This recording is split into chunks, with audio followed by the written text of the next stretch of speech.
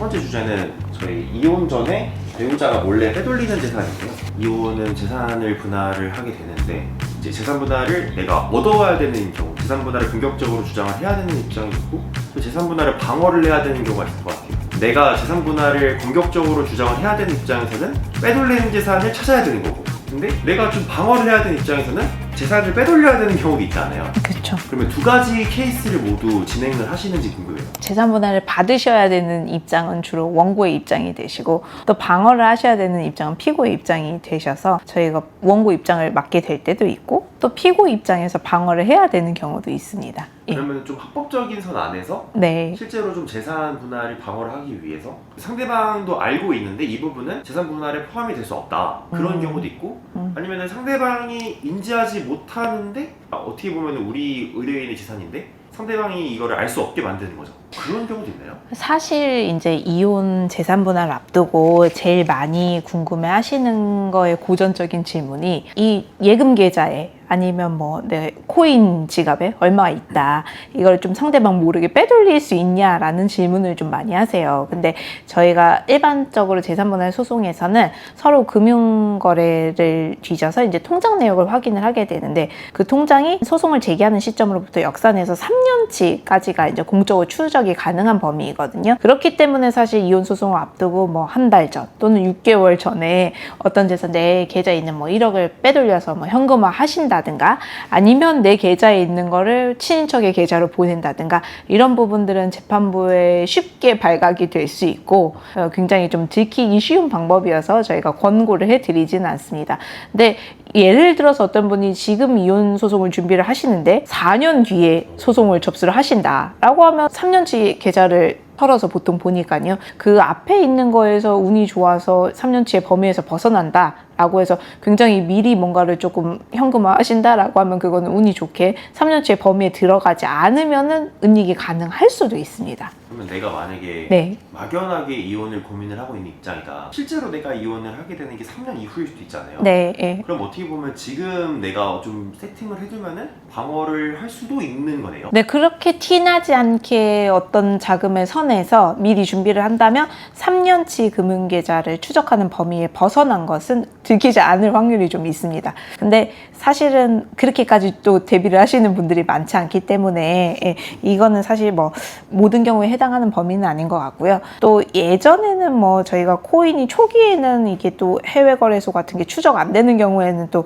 빠지기도 했지만, 지금은 거의 뭐 코인 같은 경우도 다 추적된다고 보시면 되고, 그런 문제라기보다는 보통은 요즘에 좀 많이 문제가 되는 것들은 이제 같은 부동산인데도 가액을 어떻게 본다거나, 비상장 주식 같은 경우에는 같은 주식이라고 하더라도 어떤 기준을 가지고 어떻게 평가하느냐에 따라서 같은 부동산, 같은 주식이라고 하더라도 평가하는 방법이나 주장하는 거에 따라서 이제 가액이 다르게 인정될 소지가 있습니다. 예를 들어서 말씀드린다면은 저희 의뢰인이 부동산을 감정평가를 하셨는데 그 부동산이 16억이라고 감정평가 회신이 왔어요. 근데 그분은 이제 재산을 분할하셔야 되는 입장, 방어를 하셔야 되는 입장이셨거든요. 근데 그 감정평가를 뒤집을 수 있는 방법은 없어요. 왜냐하면 이 이제 감정평가서가 이미 현출이 되었기 때문에 그걸 뒤집으려면 실제로 시장에서 그 가격으로 받아주지 않는다는 거를 현실 거래를 통해서 증명을 해야 되거든요. 근데 이 실제 거래를 하실 때 지인이라든가 아는 분과 거래를 하면은 그거를 염가에 매각했다라고 해서 그 가액이 인정되지 않고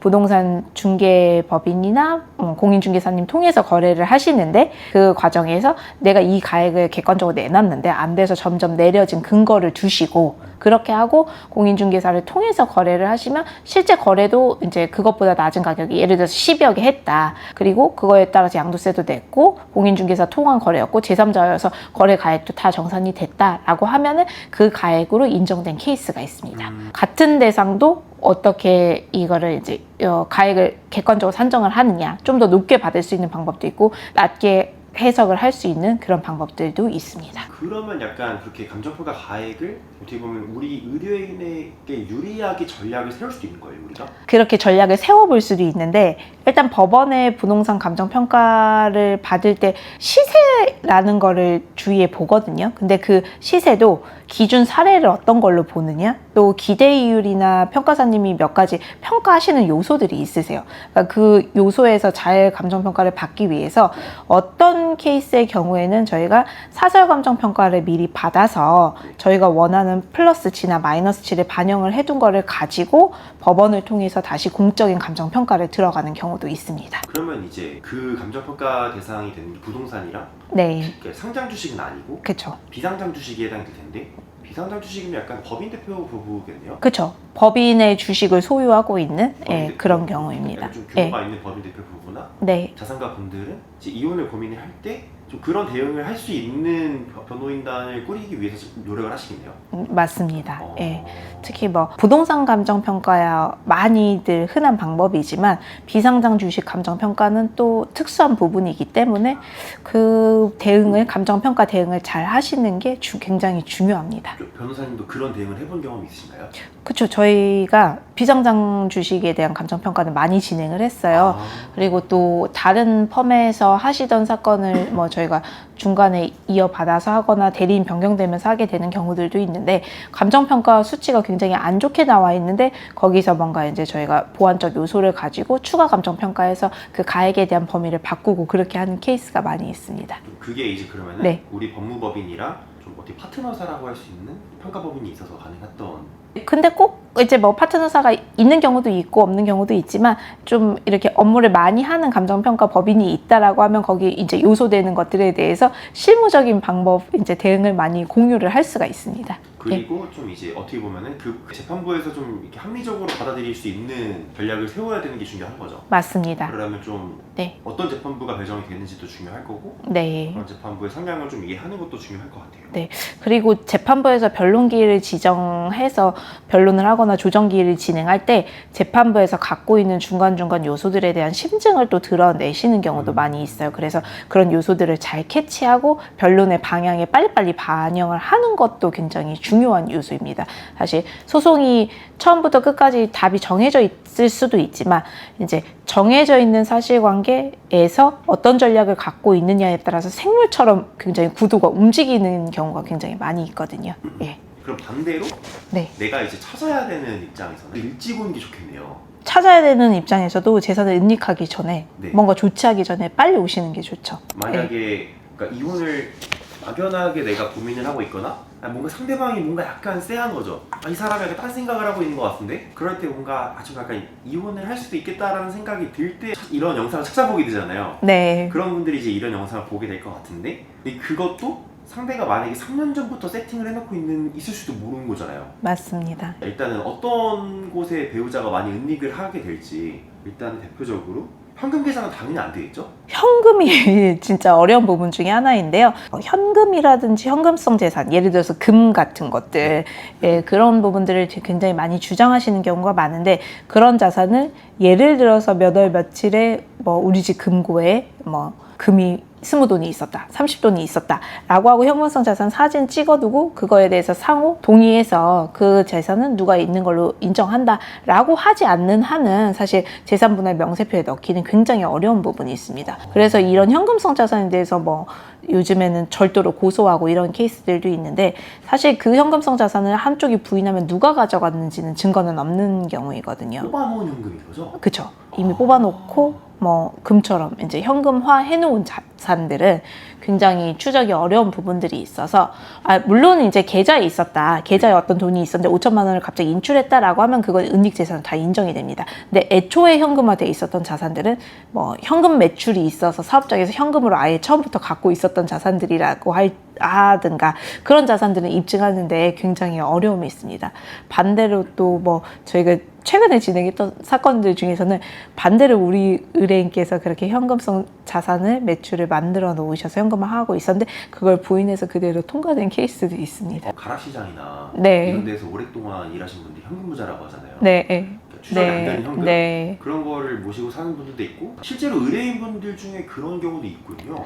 특히 뭐 아주 고액 자산가가 아니라도 이제 뭐 제조업이라든지 그런 유통업이라든지 이런 부분을 운영하시는 우리 대표님들 중에서는 특수한 거래처와는 어떤 그런 세금적인 부분 때문에 현금으로 수수하는 경우도 세금적인 부분들 때문에 많이 있습니다, 현실적으로. 그 다음은 또 이제 차명계좌 이야기를 또 할 수밖에 없을 것 같은데 차명 계좌로도 많이 시도를 많이 하시나요? 은닉 시도를? 차명 계좌를 세금이나 어떤 사업상의 어떤 특수한 요소들 때문에 애초에 차명 계좌를 활용하시는 분들이 굉장히 많이 있으세요. 예를 들어서 본인은 직장에 근무하는데 사업을 하기 위해서 아예 뭐 가족 명의로 차명 계좌를 활용을 하신다든가, 아니면 본인 특수한 지위인데 어떤 불법적인 요소가 있을 수 있는 사업을 하면서 거기에 차명 계좌를 활용한다든가, 세금 때문에 그냥 재산을 분산을 차명으로 애초에 취득하시는 분들도 많고요. 그래서 차명 계좌, 차명 부동산에 대해서는 그 차명 자산이 우리 부부의 소유라는 걸 입증하는 거에 있어서 굉장히 좀 까다로운 절차를 거쳐야 됩니다.